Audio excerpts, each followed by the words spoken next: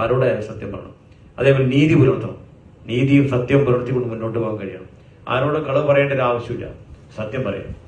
അത് ആരുടെ മുന്നേ സത്യമേ പറയാവൂ എന്നുള്ളതാണ്. അപ്പൊ നീതി ആരോടും പുലർത്താണ്. ഹക്കീം ബഷി ചെയ്ത തെറ്റ് എന്താണെന്ന് ഇതുവരെ വിശദീകരിക്കാൻ ആർക്കും കഴിഞ്ഞിട്ടില്ല. എന്താണ് ചെയ്ത തെറ്റ്?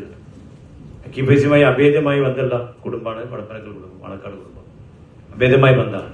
ആ ബന്ധത്തിന്റെ അടിസ്ഥാനത്തിൽ ഹക്കീം ബഷിയുമായി ചേർന്ന് പ്രവർത്തിക്കുന്നുണ്ട്. സ്ഥാപനത്തിന്റെ ഒരു വിദ്യാഭ്യാസ സംവിധാനമാണ് നടപ്പിലാക്കി കൊടുക്കുന്നത്. ആ വിദ്യാഭ്യാസ സംവിധാനം എക്കാലത്തും നിലനിൽക്കണം. അതൊരിക്കലും നശിച്ചു പോകാൻ പാടില്ല. കുറച്ചാളുകളെ എതിർത്തുകൊണ്ട് അങ്ങനത്തെ വിദ്യാഭ്യാസ സംവിധാനം ഇല്ലാതാക്കിയത് നശിച്ച് തുടച്ചു നീക്കുന്ന ഒരു പ്രവണതയിലേക്ക് പോകാൻ പാടില്ല.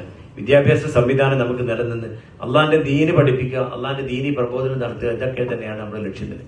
ആ ലക്ഷ്യ സാക്ഷാത്കാരത്തിന്റെ ഭാഗമായിട്ടാണ് ഇങ്ങനെ ഇന്ന് പ്രിൻസിപ്പൽ ക്യാമ്പ് കൂടിയിട്ടുള്ളത്. നല്ല ഉപദേശ നിർദ്ദേശങ്ങളൊക്കെ സ്വീകരിച്ച് നല്ല സംവിധാനത്തെ നമ്മുടെ സ്ഥാപനത്തെ നമുക്ക് എങ്ങനെ നല്ല രീതിയിൽ പുരോഗതി നേടാൻ കഴിയുന്നതിലൊക്കെ ആലോചിച്ചിട്ടുണ്ടാക്കുക. എല്ലാ ആളുകളും ചെയ്യേണ്ടത് അതാണ്. നേരിന്റെ മാർഗം സ്വീകരിക്കാം, സത്യം എല്ലാവരോടും തുറന്നു പറയാം. ഇതൊക്കെ ചെയ്ത് അള്ളാഹ് വിജയിപ്പിക്കും. അള്ളാഹ് വിജയിപ്പിക്കട്ടെ പ്രാർത്ഥിക്കുന്നത്. ഇതാണ് മാത്രമല്ല, അള്ളാഹിന്റെ മുമ്പിൽ സത്യം മാത്രമേ വിജയിക്കുള്ളൂ, വേറെ ഒന്നും വിജയിക്കൂല. അള്ളാഹിന്റെ മുമ്പിൽ അതൊന്നും വിജയിക്കൂല. അള്ളാഹ് നമ്മളോട് പറഞ്ഞിട്ടുള്ള എല്ലാവരോടും നീതി കൽപ്പിക്കാനാണ്. ഒരിക്കലും ഒരാളോട് അനീതി കൽപ്പിക്കരുത്. നീതിമാനായിരിക്കും നമ്മളെല്ലാവരും. അതാണ് നമ്മൾ റസൂൽ സല്ലല്ലാഹു അലൈഹി വസല്ലം കാണിച്ചത് മാതൃക. അത് എക്കാലത്തും എന്നും എപ്പോഴും നീതിപൂർവ്വം പെരുമാറിക്കൊണ്ട് സത്യത്തിന്റെ കൂടെ നിന്നുകൊണ്ട് സത്യമേ പറയാവൂ, സത്യമേ ചെയ്യാവൂ.